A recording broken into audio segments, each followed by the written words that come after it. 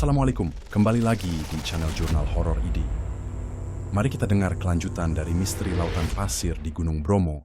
Gong ketiga menggema dengan nada yang jauh lebih dalam dan menyayat daripada dua sebelumnya. Suaranya terdengar seperti raungan langit yang pecah, mengguncang udara dan tanah dalam radius luas. Awan gelap di atas mereka berputar cepat, membentuk pusaran besar tepat di atas altar batu, seolah sesuatu hendak turun dari langit. Getaran bumi semakin tak tertahankan, membuat batu-batu di sekitar mereka meloncat dari tanah. Dari celah-celah retakan yang mulai terbuka di lantai altar, muncul tangan-tangan hitam panjang dan kurus, mengerikan seperti arang hidup, yang menjulur keluar, mencakar udara seperti mencari korban. Jemari itu bergerak-gerak cepat, gemetar, dan mengeluarkan suara berdecit, seperti kuku digesekkan ke batu. Tanah seakan bernapas, bergelombang, dan menimbulkan ilusi bahwa mereka berdiri di atas dada raksasa yang baru saja terbangun dari tidur panjang. Aura dingin dan bau darah bercampur, belerang memenuhi udara, membuat dada sesak dan kepala berdenyut. Dunia terasa tidak nyata, seperti mereka telah melangkah terlalu jauh ke dalam mimpi buruk yang tak memiliki jalan keluar. Sinta kini berdiri di atas altar. Tubuhnya seolah bukan miliknya lagi. Gerakannya tak alami, perlahan, seperti boneka, kayu yang digerakkan tali dari langit. Matanya yang dulu penuh keceriaan kini menjadi dua lubang hitam tak berujung, kosong, tak menyimpan sisa-sisa kemanusiaan. Irisnya menghilang, digantikan warna kelam yang mengisap cahaya di sekitarnya.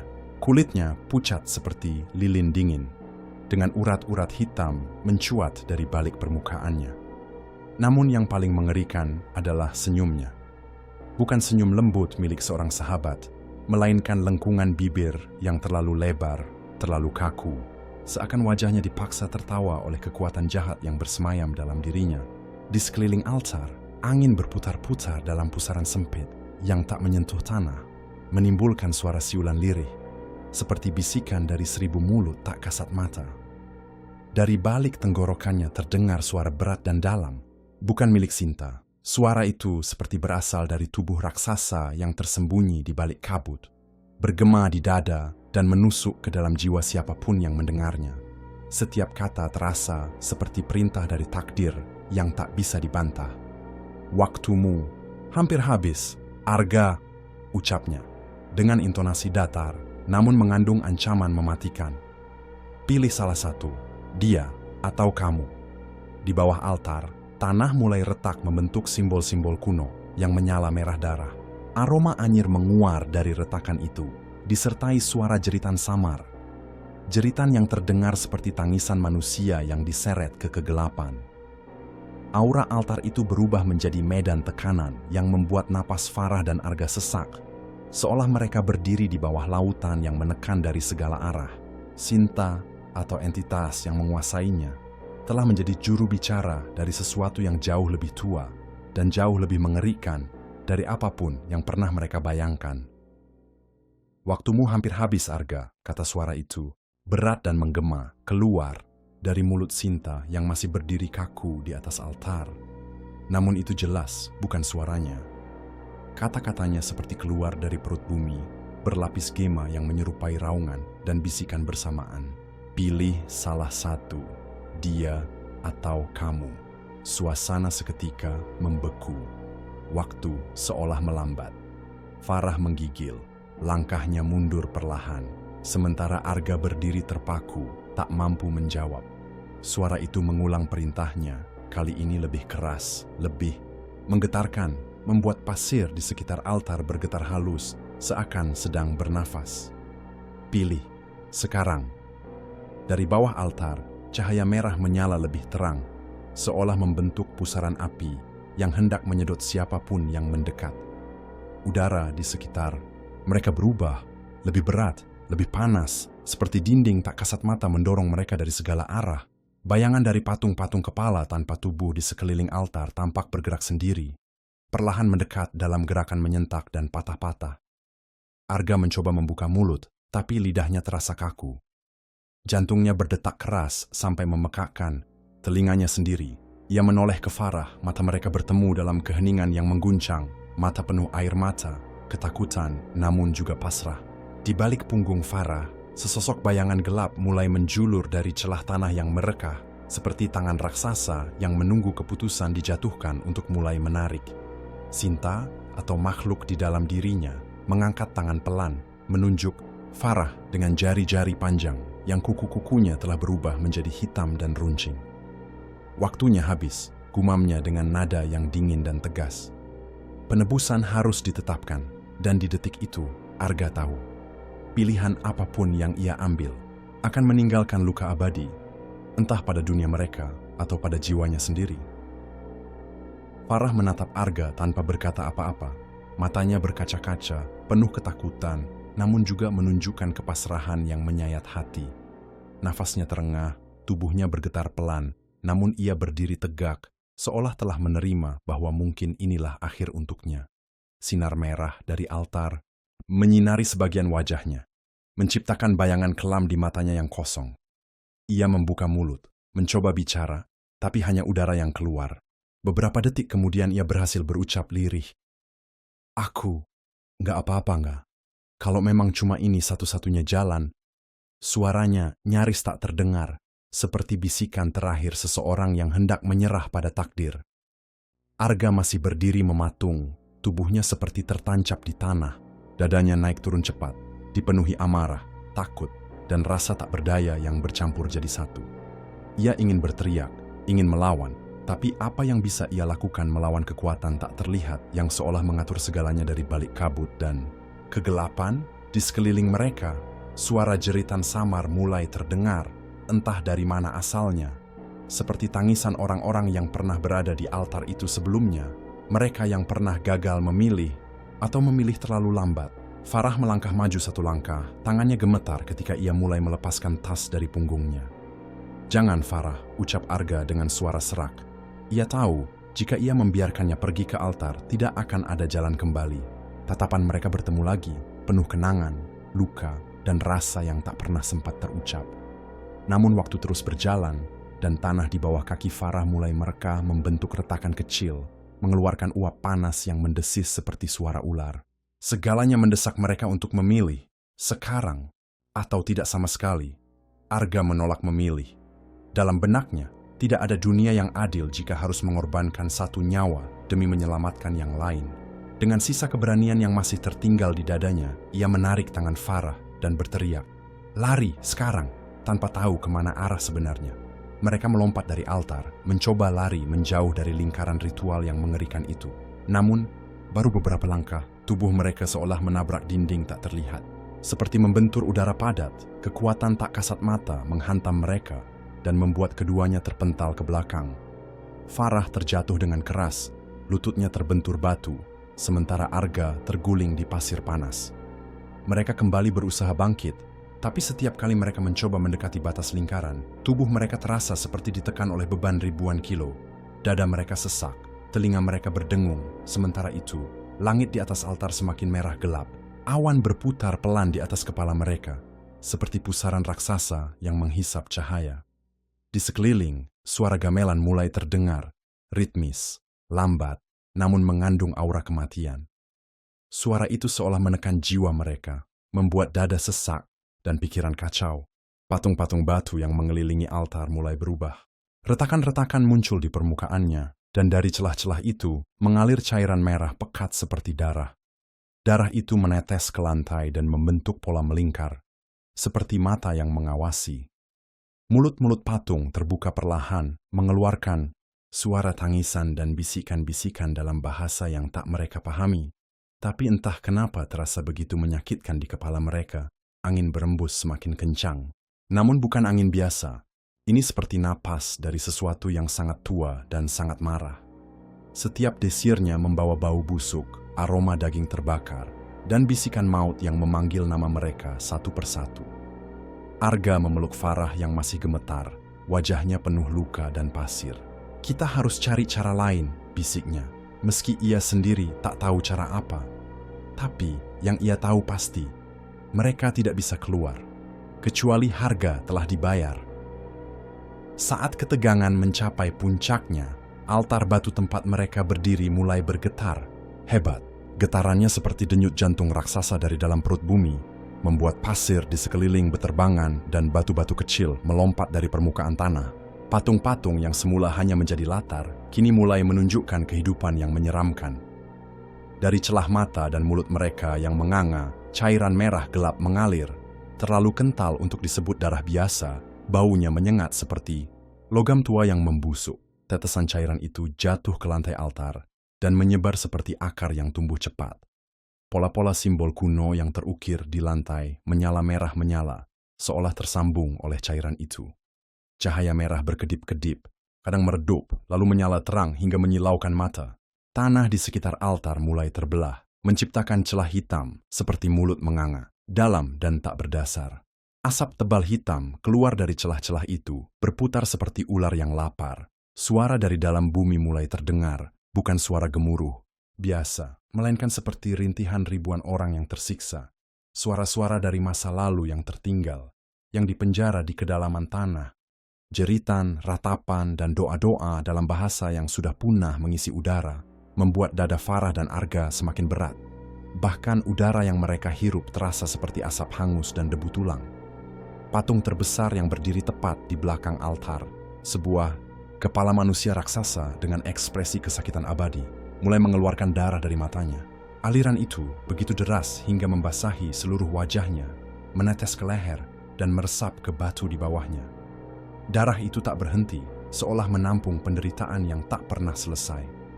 Mulut patung itu menganga perlahan, dan dari dalamnya terdengar suara nyanyian gamelan yang sangat lambat, diselingi tangisan anak-anak. Farah menjerit pelan, bukan karena rasa sakit, tapi karena keputusasaan yang tak terbendung. Ia menutup telinganya, tapi suara itu tetap menembus ke dalam pikirannya. Arga memeluknya erat, tubuh mereka kini dikepung oleh energi yang begitu kelam, seperti sedang disaksikan oleh kekuatan yang tak menginginkan mereka pergi. Belum sekarang. Mereka tahu sesuatu sedang bangkit, dan tempat itu telah menjadi lebih dari sekadar altar. Ia telah menjadi gerbang. Dari dalam retakan tanah yang menganga lebar, muncul sosok makhluk raksasa yang seakan berasal dari mimpi buruk terdalam. Kulitnya kasar seperti batu cadas yang tererosi ribuan tahun, penuh retakan, dan lumut hitam yang menempel, seperti tubuhnya adalah perwujudan gunung itu sendiri. Setiap gerakannya membuat tanah bergetar, dan suara gemuruh dari langkahnya menggema hingga ke puncak gunung. Matanya menyala merah menyala, seperti bara api yang membakar kegelapan di sekitarnya. Tatapan itu begitu dingin dan kosong, tanpa sedikit pun rasa belas kasihan. Dari mulutnya yang menganga lebar, terlihat deretan taring tajam dan asap hitam pekat yang keluar setiap kali ia menghembuskan nafas berat. Kedua tangannya yang besar memegang sepasang keris pusaka. Bilahnya berkilau seperti besi cair dan dihiasi ukiran simbol kuno yang berdenyut merah, seolah hidup. Makhluk itu berdiri, menjulang di atas mereka, menatap tajam seolah menilai apakah Arga dan Farah pantas hidup lebih lama. Suaranya menggema dalam bahasa Jawa kuno. Setiap kata yang terucap terasa seperti kutukan yang menggema dalam jiwa. Darah harus dibayar, jiwa harus diserahkan. Kalimat itu bukan hanya peringatan, itu adalah hukum yang tak bisa ditawar. Angin di sekitar mereka membeku, seolah waktu berhenti sejenak untuk memberi ruang bagi ancaman yang datang. Pasir di bawah kaki mereka seakan berubah menjadi lautan api kecil yang membara pelan, menambah suasana menakutkan yang membuat bulu kuduk merinding. Arga dan Farah berdiri terpaku, sadar bahwa pertaruhan nyawa mereka telah mencapai titik terberat. Makhluk raksasa itu mengangkat keris pusakanya perlahan. Kedua bilah beradu menghasilkan suara berderik tajam yang memecah keheningan. Setiap ukiran di keris itu menyala merah darah, seolah menampung kekuatan gelap yang tak terperi. Suaranya yang berat dan serak menggelegar, bergema memenuhi ruang di antara mereka dan menembus tulang.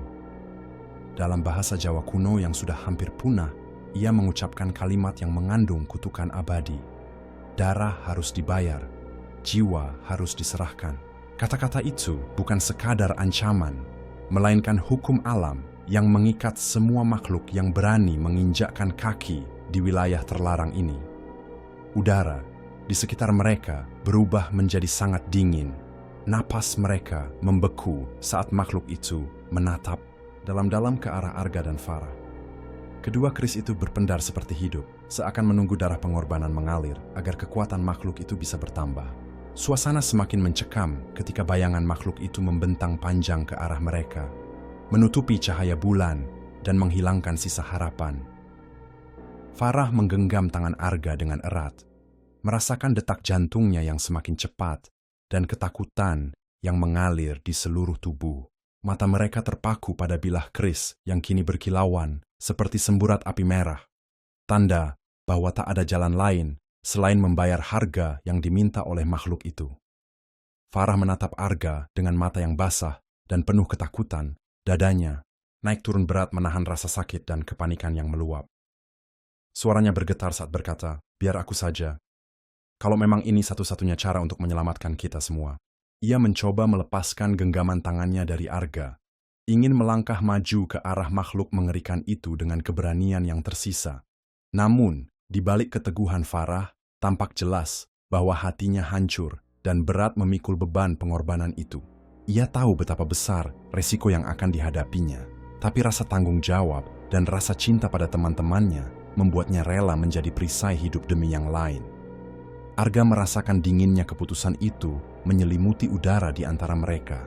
Matanya menatap dalam ke arah Farah, penuh campuran rasa sakit, sayang, dan ketakutan. Namun sebelum Farah sempat melangkah maju, Arga memutuskan untuk mengambil tindakan sendiri, sebuah keberanian atau mungkin keputusasaan yang membara di dadanya. Dengan gerakan cepat dan penuh tekad, Arga menendang batu altar yang keras. Pecahan-pecahan tajam beterbangan. Tanpa ragu, ia menyayat tangannya sendiri dengan salah satu pecahan batu tersebut. Darah segar mengalir deras. Ia meneteskan darahnya ke simbol-simbol hitam di altar, berharap darahnya bisa menjadi tebusan yang menghentikan kutukan dan melindungi teman-temannya. Suasana semakin hening, hanya terdengar aliran darah yang jatuh perlahan, seolah waktu berhenti. Sejenak menunggu reaksi dari makhluk raksasa itu. Dengan nyali yang sudah meluap ke titik puncak, Arga mengerang pelan saat pecahan batu yang tajam itu menyayat kulit tangannya. Rasa perih dan panas merambat cepat ke seluruh lengannya. Darah mengalir deras membasahi batu altar yang penuh dengan simbol-simbol kuno dan misterius. Setiap tetes darah yang jatuh seperti mengalirkan energi baru ke dalam altar itu, membuat simbol-simbol tersebut mulai berpendar redup dengan cahaya merah gelap.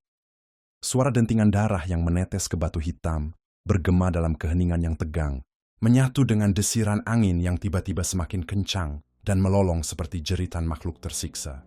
Darah Arga tampak menyerap ke dalam retakan-retakan altar, seolah-olah altar itu hidup dan menelan pengorbanan tersebut sebagai syarat untuk menghentikan kutukan. Tangan Arga gemetar hebat, nafasnya tersengal, namun tekadnya tak surut sedikit pun. Ia tahu ini mungkin satu-satunya harapan untuk menyelamatkan teman-temannya dan menghentikan kengerian yang telah menguasai gunung itu. Mata makhluk raksasa yang sebelumnya menyala merah kini berkedip perlahan, dan perlahan tubuh batu itu mulai membeku dalam kesunyian yang memekakkan telinga. Keris pusaka di tangannya menurun perlahan ke sisi, dan gemuruh dari altar mereda menjadi desiran angin halus. Detik-detik itu terasa seperti keabadian, saat dunia seolah menahan napas, menanti hasil dari pengorbanan Arga yang penuh nyali. Darah Arga yang menetes ke simbol-simbol di altar batu itu seketika mengeluarkan sinar merah pekat seperti bara yang menyala dalam kegelapan. Cahaya itu menyebar perlahan, menari-nari di permukaan batu yang retak-retak, seolah altar itu menghisap setiap tetes pengorbanan dengan dahaga yang tak pernah padam. Suasana di sekitar berubah hening. Angin yang sebelumnya berdesir menjadi bisu, bahkan suara detak jantung mereka terasa menggema keras di telinga. Detik demi detik berlalu dalam keheningan yang mencekam. Semua napas terhenti, seperti dunia menunggu suatu keputusan. Tiba-tiba, makhluk raksasa yang sebelumnya mengancam mereka mulai membeku. Kulit batu yang mengeras menyatu dengan tanah, matanya yang merah membara perlahan meredup hingga gelap pekat, dan keris pusaka yang tergenggam erat perlahan jatuh ke tanah dengan suara denting yang berat dan menyeramkan. Getaran di tanah pun mereda, pasir yang berputar kembali tenang, dan udara yang sebelumnya panas menyengat mulai dingin seperti sebelum mimpi buruk dimulai. Sinta yang berdiri di altar seketika kehilangan kendali. Tubuhnya limbung sebelum akhirnya jatuh pingsan dengan napas berat dan wajah yang pucat pasi. Keheningan malam kembali menyelimuti kawah itu, tapi kini berbeda, seolah rahasia gelap yang menakutkan telah terdiam untuk sesaat, memberi mereka kesempatan sejenak untuk bernapas. Sebelum kengerian berikutnya datang, Sinta terjatuh tak sadarkan diri di atas altar. Tubuhnya terkulai lemas seperti boneka yang kehilangan tali penggeraknya. Napasnya tersengal-sengal, sesekali terdengar desahan pelan, seakan jiwa yang menguasainya mulai melepas cengkeraman. Sekejap angin yang selama ini mengamuk dan membawa hawa dingin menusuk tenggelam dalam keheningan yang penuh ketegangan. Kabut pekat yang menyelimuti kawah pun mulai menipis, bergeser perlahan seperti tirai yang dibuka menyingkap tabir gelap yang menjerat mereka. Semua suara yang ada, desiran angin, gemericik pasir, dan nyanyian gamelan samar berhenti total, menggantikan kehampaan sunyi yang menusuk. Udara terasa berat, namun sekaligus lega, seolah beban mistis yang menekan selama ini mereda setelah pengorbanan Arga. Di kejauhan, mulai terlihat siluet gunung dan langit yang perlahan berubah dari kelam menjadi redup keemasan. Sinta masih tergeletak di altar, tapi sekarang wajahnya mulai memucat dan napasnya kembali normal, pertanda bahwa entitas gelap itu mulai melepaskan kendalinya. Namun, walau keheningan dan perubahan cuaca membawa harapan, bayangan kegelapan tak sepenuhnya lenyap. Ada rasa dingin yang tersisa di udara, seperti peringatan bahwa cerita ini belum benar-benar berakhir. Dunia di sekitar mereka perlahan berubah. Kabut tebal yang selama ini menyelimuti kawah Bromo mulai tersingkap, seolah-olah alam itu sendiri menarik napas lega setelah lama menahan beban gelap. Warna langit yang semula pekat dan suram berganti menjadi rona oranye kemerahan yang hangat, menandakan fajar mulai menyapa dengan lembut. Matahari terbit dari balik pegunungan dengan sinar pertamanya yang menembus kabut, menciptakan efek siluet yang dramatis pada bentuk-bentuk bebatuan dan pepohonan yang basah oleh embun. Suara burung berkicau pelan mulai menggantikan nyanyian, gamelan yang mistis. Namun ada sesuatu yang tetap mengganjal di udara, sebuah keheningan yang terasa berat dan penuh rahasia. Di kejauhan, kawah yang biasa terlihat indah, kini tampak sunyi dan tertutup oleh sisa-sisa kabut tipis yang berputar, perlahan seperti menunggu sesuatu. Sementara itu, aroma belerang masih tercium samar, mengingatkan bahwa gunung ini menyimpan lebih banyak misteri daripada yang bisa mereka pahami. Arga dan Farah saling berpandangan, napas mereka masih terengah-engah setelah perjuangan panjang. Di antara keindahan pagi itu, ada kesedihan yang mendalam dan perasaan bahwa mereka baru saja melewati sesuatu yang tak bisa diungkap dengan kata-kata. Arga dan Farah terjatuh dalam pelukan satu sama lain. Tubuh mereka gemetar karena kelelahan dan kelegaan yang begitu mendalam. Air mata mengalir deras di wajah mereka, menghapus kotoran, debu, dan bekas perjuangan yang menempel selama perjalanan penuh ketakutan itu.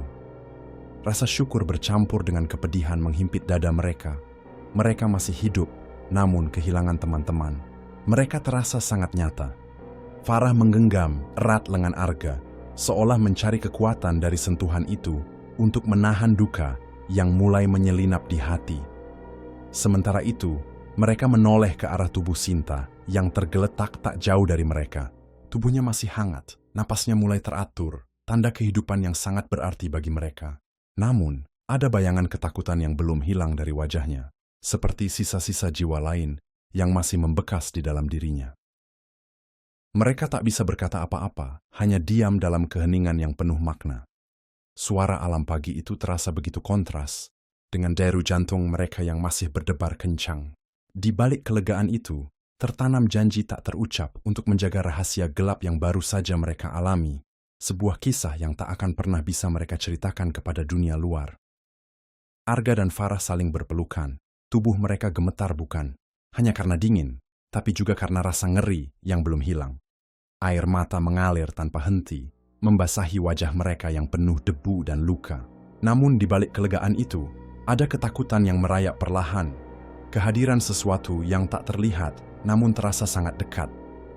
Sinta tergeletak di dekat mereka, tubuhnya masih hangat, tapi matanya tetap terbuka, matanya yang kosong dan tak berkedip menatap ke arah langit kelabu, seolah melihat sesuatu yang hanya bisa dia lihat sendiri.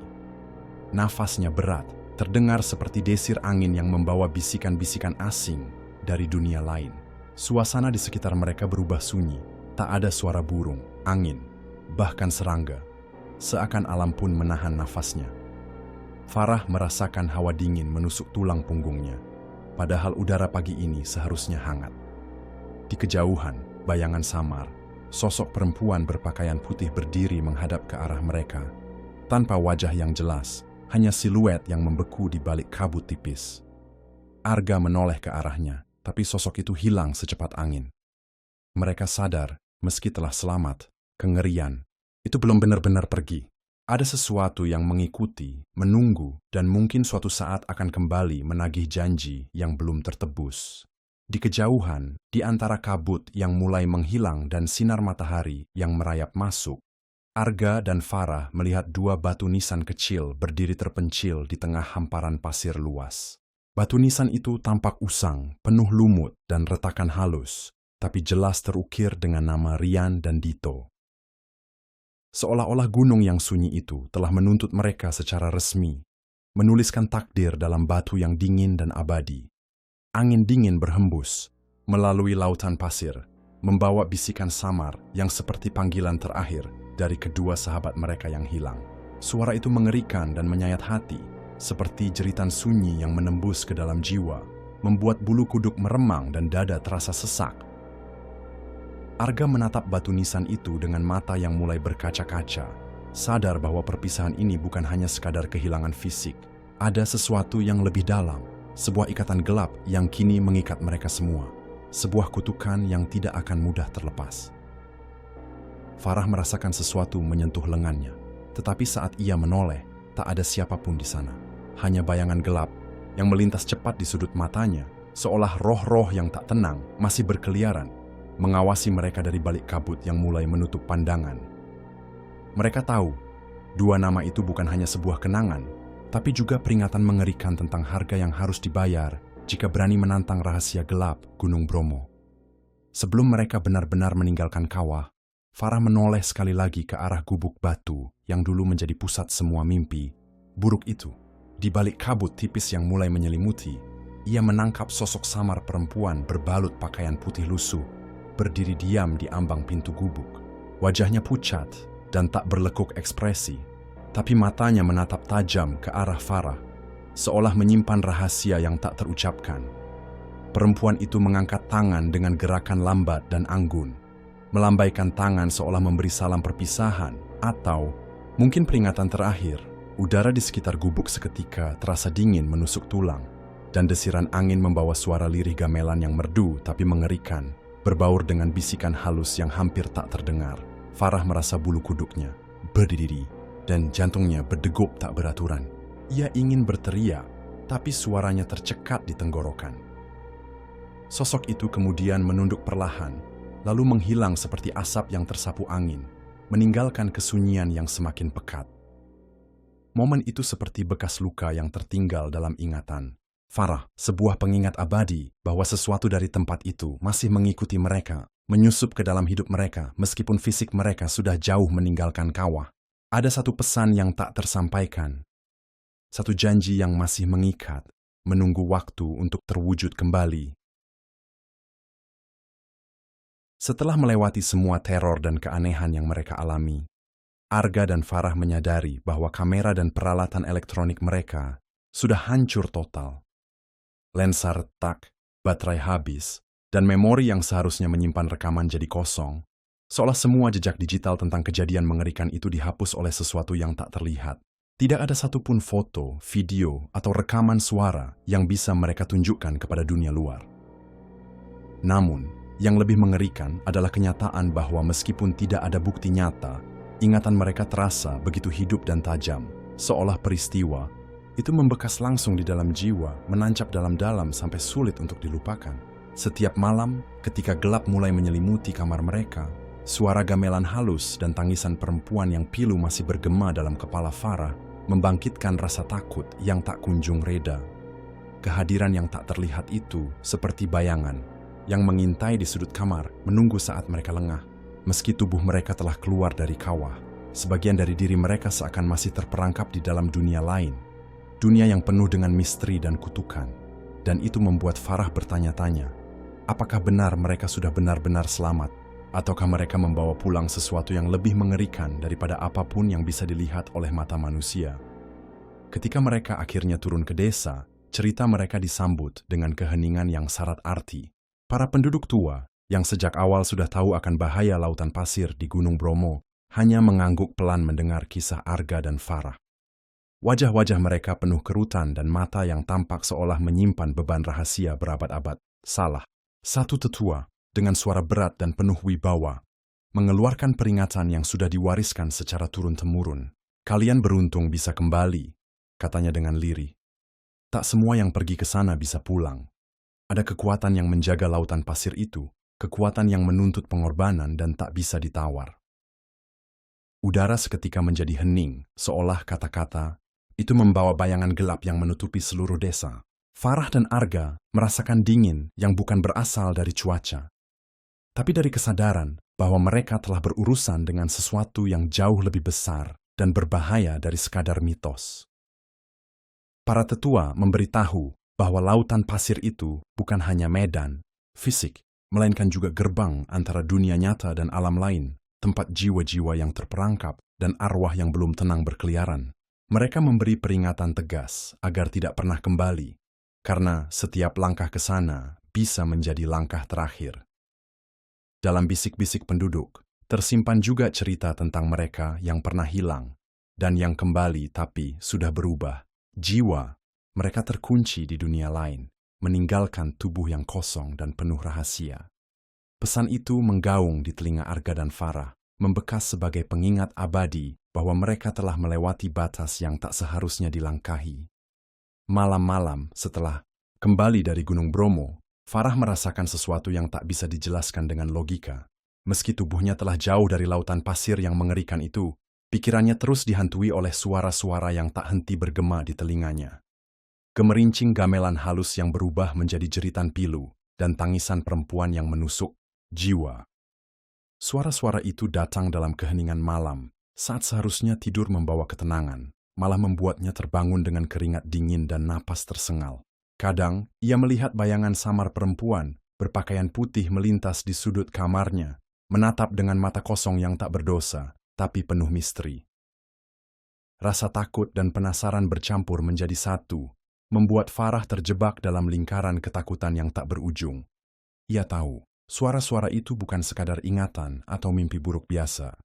Ada sesuatu yang masih mengikat dirinya dengan dunia gelap di lautan pasir.